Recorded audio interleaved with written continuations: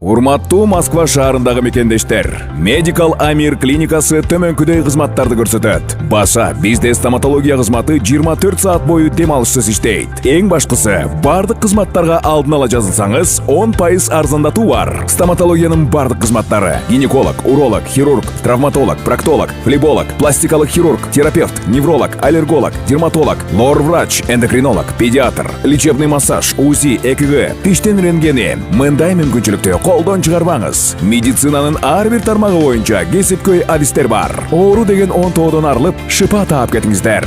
Дасыккан, өз ишин сүйгөн адистер өзгөчө кам көрөт. Биздин дарек: метро Марина, выход 2, Новочеркасский бульвар 51. Medical Amir клиникасында тажрыйбалуу адистер тейлейт. Байланыш телефондор: +7905 752 42 84, +7905 750 49 84, +7967 108 40 84.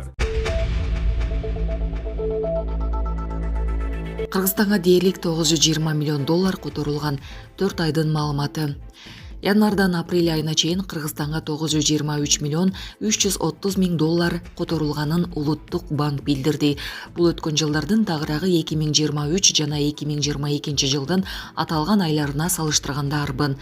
Кеп жеке тараптардын акча жөнөткөн система, банктык мобилдүү тиркемелер жана электрондук капчыктар аркылуу салган каражаты туурасында болууда. Акчанын көп бөлүгү $857,2 миллион Россиядан түшкөн. Булак Спутник KG.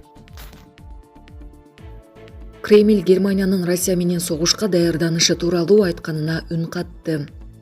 Немец бийлигинин Россия менен согушка даярдык көрүү боюнча билдирүүлөрү Брюссель менен Вашингтонго жагыш үчүн жасаган аракети. Бул туурасында РФ лидеринин маалымат катчысы Дмитрий Песков айтканын РИА Новости жазды.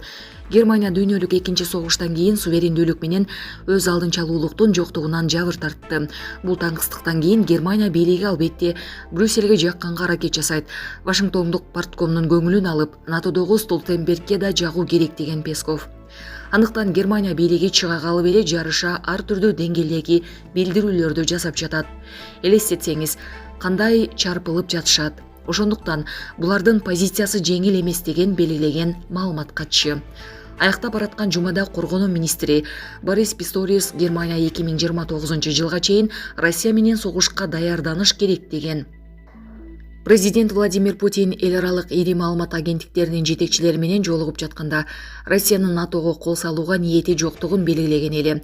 Анын айтымында мындай акылга сыйбаган билдирүүлөр менен батыш мамлекеттери өз элин дүрбөлөңгө салып, бийлигин, империялык үстөмдүгүн сактап калуу максатын көздөйт. Путин муну менен катар эле Германиянын коргонуу, коопсуздук, саясат, анын ичинде маалымат тармагында океандын ары жагындагы бенефициардын көзүн карап тургандыгын белгиледи. Германиянын бийлигинде тургундардын бири да бүгүнкү күндө немец кызыкчылыгын коргобой жатканын айтты. Булак Спутник KG. Президент электромобиль чыгаруучу завод курулуп жатканын билдирди. Президент Садыр Жапаров Кыргызстанда Кытай мамлекети менен биргеликте электромобиль чыгаруучу завод салынып жатканын билдирди. Президент бул тууралуу 7-июнда Ислам өнүктүрүү банкынын президенти Мухаммед Аль Джассер жолугуш учурунда Кыргызстандагы экология маселеси жөнүндө айтып жатып билдирди. Кошуна Кытай өлкөсү менен биргелешип электромобиль чыгарган завод куруп жатабыз. Ал жылына 80 000 машинага чейин чыгарууга мүмкүнчүлүгү бар.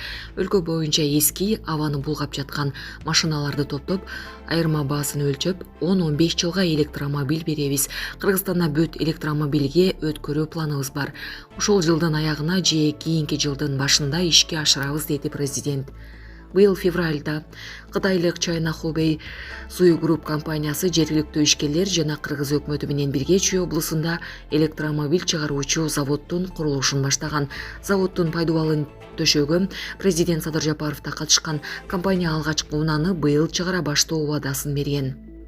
Президент ошондой эле Ислам өнүктүрүү банкынын президенти менен жолуккандагы сөзүндө Ысык көлдүү асман шаарынын курулушу башталганын билдирип, ал жакта жалаң электр менен жүргөн автоунаалар болорун, жашыл шаар салынарын белгиледи. 2021 жылы министрлер кабинетинин төрагасы Акылбек Жапаров жалпы өлкөдө электромобилдерди көбөйтүү үчүн шарттарды түзүү аракети көрүлүп жатканын, бул экологияны жакшыртууга салым болорун айткан. Бишкектин архитектура мекемеси шаарда электромобилдерге ыңгайлуу жайлашкан атайын 63 бекеттин схемасы түзүлүп жатканын маалымдаган. Кыргызстанга электромобиль импорттоо боюнча тарифтик жеңилдиктер 2025 жылдын 31 декабрына чейин узартылган. Бажы төлөмдөрдөн бошотуу жеңилдиги Евразия экономикалык биримдигине кирген 4 өлкөдө Кыргызстан, Армения, Беларусь, Казакстанда туруктуу жашагандарга берилет. Орусиялыктарда же орус жарандыгы бар чет элдиктерде мындай мүмкүнчүлүк жок. Чет өлкөдөн ташылып келген автоунаалардын көпчүлүгү сыртка реэкспорт болот. Кыргызстанга 2024 жылы 10 миң, 2025 жылы 10 миң электромобиль алып кирүүгө уруксат бар. Соңку жылдары электромобилдер көбөйө баштады. Булак Азаттык. Туркия Израилге качкындар лагерине кол салган үчүн наалат айтты. Туркиянын тышкы иштер министрлиги Израилдин Газа тилкесиндеги Нусейрат палестиналык качкындар лагерине жасаган жана жүздөгөн жайкын тургундардын өмүрүн алган соңку чабуулун кескин айыптады. Туркиянын тышкы иштер министрлиги расмий билдирүүсүндө бул окуяны Израилдин Газада жасаган көптөгөн кылмыштардын арасында варвардык кол салуу деп атады. Биз Израилдин Газадагы палестиналык качкындардын Нусейрат лагерине кол салуусуна наалат айтабыз. Натыйжада жүздөгөн палестиналык жарандар каза болду. Бул акыркы жапайы кол салуу менен Израиль Газада жасаган кылмыштарына дагы бир согуш кылмышын кошту деп айтылат Тышкы иштер министрлигинин билдирүүсүндө.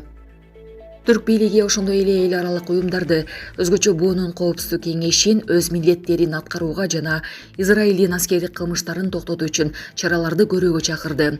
Биз эл аралык тынчтыкты жана коопсуздукту сактоого жооптуу уюмдарды өз милдеттерин аткарууга жана Израиль тарабынан жасалган бул кылмыштарды токтотууга чакырабыз деп айтылат билдирүүдө.